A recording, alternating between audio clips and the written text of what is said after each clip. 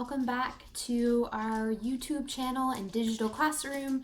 So today we are going to be diving in much more detail with the synthesis essay, and this is this is Bella. Yes, can you move? Um, so yeah, many of you said in our weekly survey that you guys wanted to see more of the dog, so there you have it. This is my Pipple rescue. Yes, she's very needy. So I'm totally fine with that if you guys want more of the dogs, the puppies running around here somewhere. But yeah, I can understand it would make it much more interesting to watch a lecture if there's animals involved. So I'm all for that. So anyways, welcome back to part 4 now of our video lecture series in our digital classroom. So today I'm going to show you guys a PowerPoint that kind of details what the synthesis main project is going to be. And then from there, kind of dive in through the different parts that you will need to include for that. So let's get started. So as you can see from the first slide here, this is actually going to take the form of a PowerPoint rather than an essay, or as I had originally said, a packet. So what is synthesis?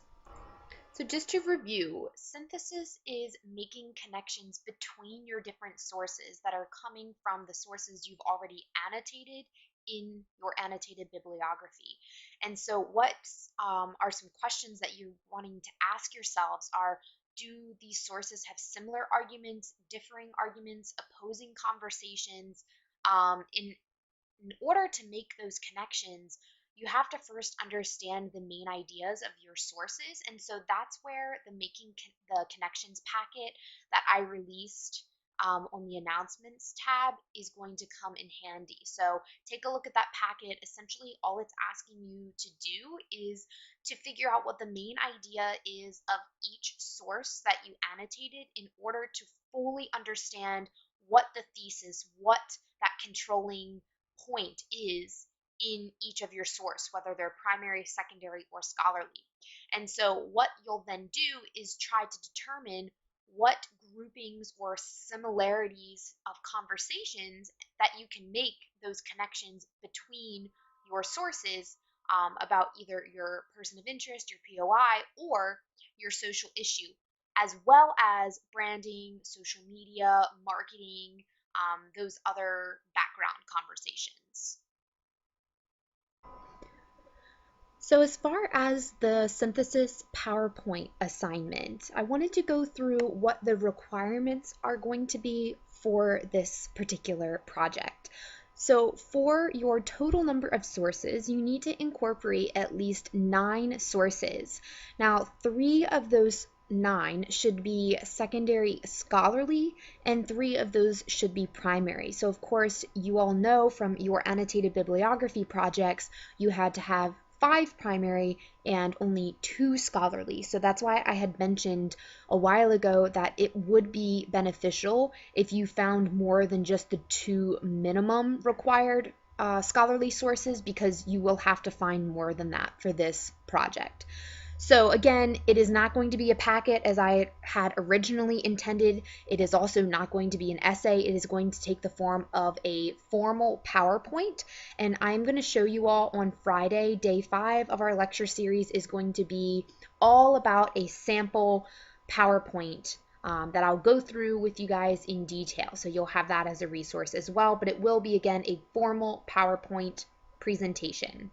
I think that's going to be the easiest to upload and access and grade. So that's why I decided on that format there. So again, you want to make sure you're maintaining a formal tone throughout the presentation. It is absolutely okay to still use bullet points and condense a lot of the information because it's not going to be an essay, but it should still be formal in tone, language, style, and grammar, right? You want to make sure that it still looks and sounds very academic. So what you will do is attempt to create different groupings of similarities. And so when you're creating those groupings, you need to have at least, as a minimum, 3 sources for each theme, grouping, thread, similarity, however you want to title it, in what will be called the perspectives section. And out of those 3 sources for each grouping, one of those must be scholarly. The other could be a primary, and then the other could maybe just be a plain secondary source that isn't scholarly. So again, I will go through in detail with you each of these sections, including the perspectives portion. And on Friday, our lecture video will be all about looking at a sample student PowerPoint. So hopefully that will help clear up any questions or concerns that you have. So bear with me. In this next slide, I'm going to detail again what the parts of this particular PowerPoint project will be. So for this PowerPoint project, there will be 3 different parts that it consists of. So the first is going to be called the history of the brand, which is going to be just an overview of really important dates or timelines that attempt to contextualize how, when, where, perhaps why you're a person of interest, or if you're doing a social issue, your social issue or person of interest became relevant, famous, if it's a POI, when they became an influencer, again, if it's a social issue, maybe how it was branded, through what mediums, right? So hashtags, different social medias. And same thing if you're choosing a POI. So again, history of the brand, you want to think of a timeline. It's going to consist of a formal timeline that helps contextualize and trace when they became, or your social issue became, a brand. So the second part will be what's called the perspectives section. So perspectives from the sources. So that's going to stem from your connections or your groupings, your themes that you're making. Ideally, you want to have 3 different perspectives or 3 different subtitles, subheadings, sub-themes, however it's helpful for you to think of that. And again, each theme or grouping will consist of 3 different sources that you are attempting to draw parallels and connections between in those different conversations. So again, I will show you what that will look like on Friday.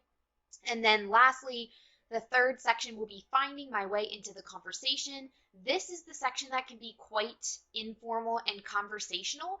Really what you're doing here is you are kind of taking a step back and thinking about how the perspectives from the sources have made you, that particular section has made you question, challenge, or want to investigate a particular theme, argument, conversation, even further. And so that part you can use you can be a little bit more informal in your description, your language, your style, your diction.